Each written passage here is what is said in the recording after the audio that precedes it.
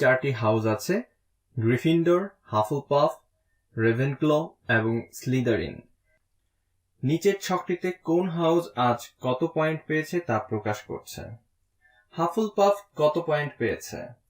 আমরা যদি ছকটি লক্ষ্য করি তাহলে আমরা দেখব এই ছকের এই ঘরটিতে H দ্বারা হাফলপাফ বোঝাচ্ছে, আর এই G দ্বারা গ্রিফিন্ডর, R দ্বারা রেভেনক্ল, আর এই S দ্বারা নিশ্চয়ই স্লিদারিন বোঝাচ্ছে। এখানে আমরা যদি খেয়াল করি তাহলে দেখব হাফলপাফের ঘরে 3 লেখা, অর্থাৎ আজ তারা 3 পয়েন্ট পেয়েছে। তাহলে আমাদের উত্তর হলো 3।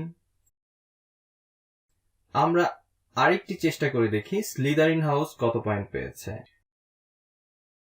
এই ছকটি স্লিদারিনের, আর এখানে 4 লেখা, যার অর্থ আজকে স্লিদারিন 4 পয়েন্ট পেয়েছে।